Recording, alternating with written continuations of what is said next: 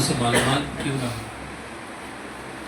پر مرتے وقت اگر اس انسان نے گناہ کیا اور وہ گناہ پکڑا گیا اور رب کے در اللہ کو ناراض کر کر دنیا سے جا رہا ہے، مرنے والا ایمان والا بھی ہے، مالدار بھی ہے بہت بڑا، اور عزت دار بھی ہے، اور وعدے دار بھی ہے، پر انتقال ہوتے وقت ایمان کی حالت میں ضرور ہوا، پر اس نے اللہ کو ناراض کر کر دیا، گناہ کے ساتھ گیا، تو اس سے بڑا خسارے میں کوئی نہیں ہے۔ دنیا میں جتنے بھی لوگ جی رہے ہیں، سب سے بڑا خسارے کے اندر وہ بندہ ہے جس نے اللہ کو ناراض کر کر گیا۔ جو اگر کوئی ایک انسان ایسا ہو کہ بالکل بے بس ہو، بے کس ہو، بے سہارا ہو، اسے کوئی پہچانتا نہ ہو دنیا میں، اس کی لوگوں کے سامنے، کسی کے سامنے اس کا عزت ہی نہ ہو، کوئی اسے جو پوچھ کر دیکھتا بھی نہ ہو، اسے رہنے کے لیے کوئی چھت نہ ہو، پہننے کے لیے کپڑا نہ ہو، ضرورت کے لیے بستر نہ ہو، اور اسے ٹھیک سے کھانا بھی نہ ملتا ہو، پر ایسا بندہ روڈ کے کنارے میں یا پھر کوئی جھاڑ کے نیچے زندگی گزر رہا ہو، پر وہ بندہ ایمان والا ہو اور سچی پکی توبہ کر کر جاتا ہو، تو اس سے بڑا خوش نصیب دنیا میں کوئی نہیں۔ اور ہم لوگ جو عزت کو تلاش کر رہے ہیں، ہم لوگ جو سکون کو تلاش کر رہے ہیں، ہم لوگ جو وحدے کو تلاش کر رہے ہیں، شریعت کے باہر جا کر، یہ دنیا کسی کی بھی نہیں ہوئی ہے اور ہمارا بھی نہیں ہے۔ ایک ہمارے رشتہ دار میں، کیونکہ پورے ہمارے خاندان میں جویلر ہیں، تو جو ہے سونے کے کام کرتے ہیں، تو ایک ہمارے رشتے میں ان کے 4 بیٹے، نانا صاحب کہتے تھے ان کو، دلی میں انہوں نے 50 سال گزارا، تو اتنا سونا کمایا کہ انتقال کے وقت جو ہے 20 kg سونا رکھ کر گئے، 4 بچے۔ جب انتقال ہوا، انتقال کے بعد چھوٹے بچے اور بیچ والا بچہ، یہ 2 لڑکے نے یہ کہا کہ ابا کا لاش گھر سے تب نکلے گا جب چاروں کا بٹوارا 5-5 kg سونا جو حصے میں آئے گا، اس کے بعد۔ پھر دوسرے بھائی نے کہا کہ مجھے 10 kg آنا چاہیے کیونکہ میں زیادہ محنت کی ہوں ابو کے ساتھ۔ پھر تیسرے بھائی نے کہا کہ نہیں، 3 حصہ مجھے آنا چاہیے، 1 حصے میں تینوں کو دوں گا۔ تو یہ دنیا ہے، دنیا کسی کے اندر اگر گھر کر گیا، وہ کشتی کی طرح ہے جس کشتی میں پانی آ جاتا ہے۔ تو بدبختی کی 4 علامت نبی علیہ السلام نے فرمایا۔ ایک تو یہ ہے، اب دیندار سب نظر آ رہے ہیں، اور دنیا کی حرص اور دنیا کی رغبت ابھی تک ہمارے اندر سے نہیں جا رہی، اس لیے اللہ کی ذکر کے اندر ہمیں جو ہے لذت حاصل نہیں ہے، اور ایک سے صحیح تعلق بھی ہمارا نہیں جڑ رہا، اور نہ دعا میں ہمیں رونا آتا ہے، نہ ہمیں اللہ کا نام لینے میں کبھی لذت آیا۔ وجہ یہی ہے کہ دنیا کا حرص یا پھر دنیا کا جو ہے رغبت ہمارے دل کے اندر۔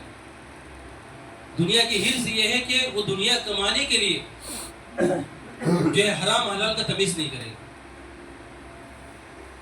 سود کا تو سود سے ہی، یا سنگے سے، یا کسی سے بھی جھوٹ بول کر تو جھوٹ بول کر کمائے ہوا۔ اور دنیا کی رغبت، جس بندے کو جو ہے دنیا اتنا اچھا لگتا ہو، جو اللہ کے حکم، نبی علیہ السلام کے طریقوں کو توڑ کر جو اپنا کام کرتے رہتا ہے، یعنی اللہ کے حکم کو وقت سے ادا نہیں کرتا، نبی علیہ السلام کے سنت طریقوں پر چلتا نہیں، کیوں کہ دنیا حاصل کرنے کے پیچھے، حتیٰ کہ وہ بندہ حلال روزی کماتا ہو، پر دنیا کے پیچھے اتنا پڑا ہوا ہے کہ اللہ کے حکم کو ترک کر دیتا ہے۔ نبی علیہ السلام نے 4 نشانی فرمائے کہ آنکھوں کا خشک ہو جانا، دل کا سخت ہو جانا، اور دنیا کا حرص اور دنیا کی جو ہے رغبت، یہ 4 چیز۔ علماء نے اس کی بہت بڑا خلاصہ لکھا ہے، اللہ نہ کرے، اللہ نہ کرے، اللہ نہ کرے، ہم بھی اگر اپنے شریعت کے آئینے میں اور شریعت کے ترازو میں اپنے ایمان کو تولے تو پتہ چلتا ہے. اللہ اکبر بول کے جیسے ہی ہم لوگ کھڑتے ہیں تو ہمیں پتہ چلتا ہے دنیا کس طرح دل کے اندر موجود ہے. خانقاہ کے اندر حضرت عبدالقادر رائے پوری رحمۃ اللہ علیہ کا اپنے شیخ نے عبدالرحیم رائے پوری رحمۃ اللہ علیہ نے جو ہے 15 سال تک 15,000 مرتبہ لا الہ الا اللہ پڑھنے کے لیے عمل کیا. تو کسی نے پوچھا حضرت یہ تو زبردست عالم ہے اور طالب علم کے زمانے سے بہت مجاہدہ کے ساتھ پڑھا ہے انہوں نے, تو آپ ان کو جو ہے ایک تو خدمت تو ہے ہی ہونا چاہیے, پر جو آپ نے ان کو صرف ایک ہی ذکر میں لگایا ہے, دن رات دیکھتے لا الہ الا اللہ پڑھتے رہتے. تو حضرت عبدالرحیم رائے پوری رحمۃ اللہ نے ان سے کہا, کیونکہ پوچھنے والے بھی بڑے عالم تھے, تو ان سے کہا کہ دیکھو لا الہ الا اللہ کا حقیقت اگر اس کی زندگی کے اندر آیا تو وہ شریعت کے دائرے میں وہ زندگی گزار سکتا. حضرت امام ربانی مجدد الفسانی رحمۃ اللہ اپنی ملفوظات میں لکھتے ہیں کہ اگر کوئی لا الہ الا اللہ کی حقیقت کو پانا چاہتا ہے, لا الہ الا اللہ کے مطابق زندگی گزارنا چاہتا ہے اور لا الہ الا اللہ پڑھتے ہوئے دنیا سے جانا چاہتا ہے, تو اسے چاہیے کہ 5,000 مرتبہ لا الہ الا اللہ روزانہ پڑھے. اور آج ہمیں ذکر سے ہی بغض ہونا شروع ہو گیا. یہ کیا نیا طریقہ ہے؟ تو میرے پیارے, جتنا ہم ذکر سے دور جائیں گے اتنا جو ہے دنیا کی رغبت اور حرص ہمارے دل کے اندر آتے رہے. علماء کے ساتھ رہیں گے, اٹھیں گے, بیٹھیں گے, علماء سے محبت کریں گے, پر جو پیروی جو کہا جاتا ہے وہ پیروی ہم چلے. تو اس لیے جو ہے میں بتانا کہ کچھ دن پہلے ہی ہمارے ایک مرید نے خواب میں دیکھا کہ عقائد ہو جائے حضور اکرم صلی اللہ علیہ وسلم کی طرف سے جو ایک خادم آئے اور ان کو ایک پیغام دیا, اور اس پیغام کو انہوں نے کھولا تو دیکھا کہ اللہ کے رسول حضور اکرم صلی اللہ علیہ وسلم امت سے ناراض ہیں, اور نبی علیہ السلام سے یہ پیغام ہے کہ امت کو توبہ کراؤ, امت سے اللہ کے رسول نے ناراض ہے.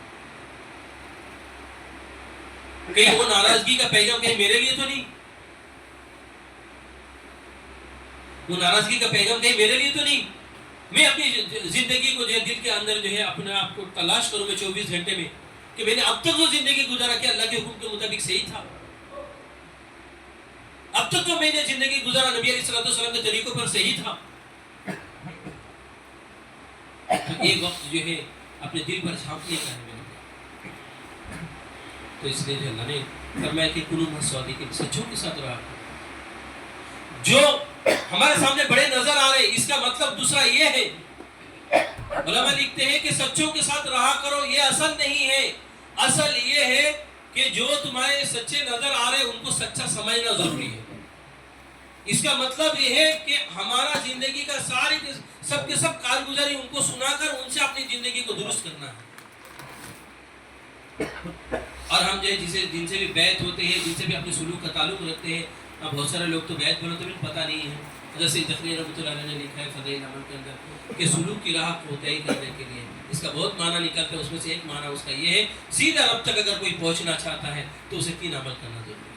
ایک تو یہ ہے کامل سے کی صحبت, دوسرا ذکر کی کثرت, تیسرا گناہ سے پرہیز.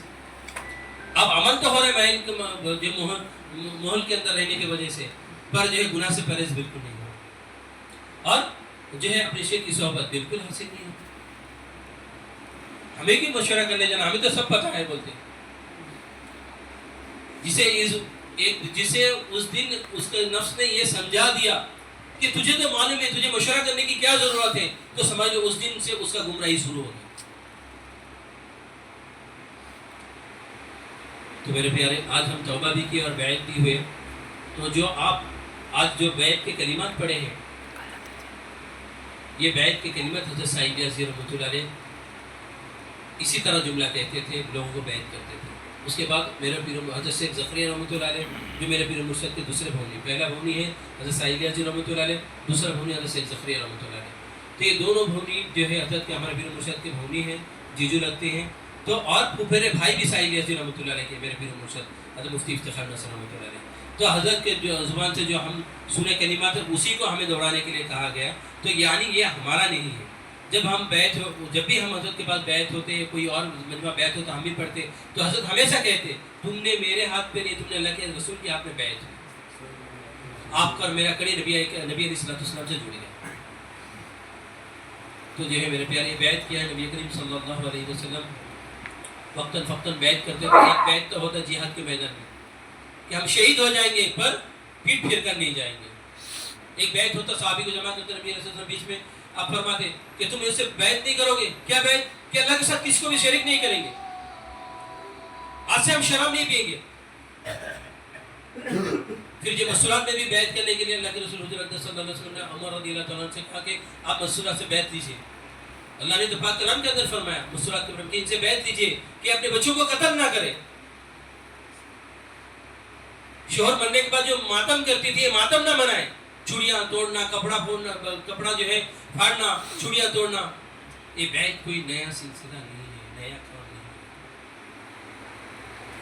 ایک تو بیعت جو ہوتے تھے جو کفار جو اسلام میں داخل ہوتے تو توبہ کر کر بیعت ہو کر اسلام میں داخل ہوتے.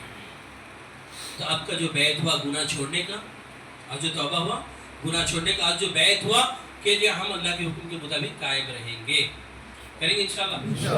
الحمدللہ یہاں پر جو ہمارے سلسلے سے جو بزرگوں نے ہمیں تقریباً جو 11 بزرگوں نے ہمیں اجازت دیا ہے, وہ 11 بزرگوں کا گویا کہ میرا ایک 12 جو ہے سلسلہ کو بزرگوں کا سب کا جو ہے اجازت مولانا ریاض صاحب کو بھی دیا ہمیں, اور مولانا جو ہے انس صاحب کو بھی دیا ہمیں. اس سلسلے کا فیض ہے وہ بھی اللہ کے رسول حضرت صلی اللہ علیہ وسلم کو جو ہے اشارے سے دیا گیا. تو یہ آپ سب سے میرا یہ درخواست ہے کہ آپ سب جو ہے ان دونوں بزرگ سے جو ہے رابطہ رکھیں گے اور اپنی زندگی کا حالت بتا کر اصلاح کرائیں گے, کریں گے انشاءاللہ. اچھا, جسے دوسروں کی عیوب نظر آتا ہے اسے اپنی عیوب نظر نہیں آتا. کبھی اگر جو ہے کوئی بڑوں کو بڑے سمجھ میں نہیں آ رہا ہے تو سمجھ لو ہمارے اندر بڑائی موجود ہے, اور جس کے اندر بڑائی ہوگا اس کے اندر اللہ کی مائی حاصل نہیں ہو سکتا اسے. تو اس لیے جو ہے ہم توبہ کی, اللہ ہم سب کی توبہ کو قبول فرمائے, اور یہ دونوں بزرگ سے جڑے رہیں گے انشاءاللہ. سلسلے کی جو ہے سلسلے سے جڑیں گے تو اپنا دل بنے گا. حضرت سعید عزیز رحمۃ اللہ علیہ کو جو اللہ نے پورا عالم کے اندر کام لیا, کیسا لیا؟ 20 سال حضرت سے بیعت تھے, 20 سال جو حضرت سے بیعت تھے, اور 20 سال نہیں زیادہ بیعت تھے, 20 سال تو حضرت سے جو ہے مشورہ کر کے مدینہ چلے گئے, اس کے بعد پھر آ کر حضرت نے کام کیا. تو جو ہے بیعت ہونے کے بعد حضرت شیخ جو فرماتے تھے حضرت خلیل احمد سہارنپور رحمۃ اللہ وہی کرتے تھے حضرت.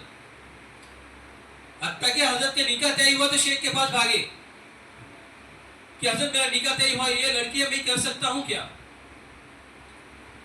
اس کے بعد جب حضرت کا جو نکاح ہوا مسجد مولیبن کے اندر, کیونکہ وہ مسجد میں میں وقت گزارا ہوں 11 سال, حضرت ابھی جو ذکر کرایا گیا حضرت سعید جی رحمۃ اللہ علیہ نے جہاں پر بیٹھ کر, حضرت کے ابو جی جہاں پر بیٹھ کر, شیخ زکریا رحمۃ اللہ علیہ جہاں پر بیٹھ کر, شیخ زکریا رحمۃ اللہ علیہ کا فرزند پیر طلحہ صاحب جہاں پر بیٹھ کر, میرے پورے مرشد مفتی افتخار حسن رحمۃ اللہ علیہ جہاں پر بیٹھ کر جو ہے برسوں برس ذکر کیا, وہاں پر 11 سال ہمیں ذکر کرنے کی سعادت حاصل ہوئی.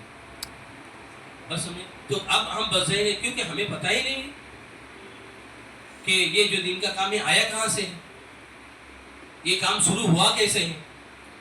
تو میرے پیارے, پہلا دل کو بنانا بہت ضروری ہے. دل بنے گا تو انشاءاللہ دنیا اور آخرت دو بھی بنے گی. ٹھیک ہے, تو دل بننے کے لیے جو ہمیں اہل دل کے پاس جانا ضروری ہے. تو یہ دونوں سے بھی جو ہے جڑے رہیں گے آپ لوگ, کیونکہ میں دور رہتا ہوں. ہاں, آتے جاتے رہیں گے اور اپنا حال سنا کر جو بھی بیعت ہے وہ کو میرے پاس نہیں, مولانا انس صاحب کے پاس اور مولانا ریاض صاحب کے پاس آپ لوگ بیعت ہوئے تو ان کے پاس جو جانا آنا کریں گے اور ان سے رابطہ رکھیں گے اور اپنا حالات بتا کر اصلاح کریں گے. اصلاح کیا؟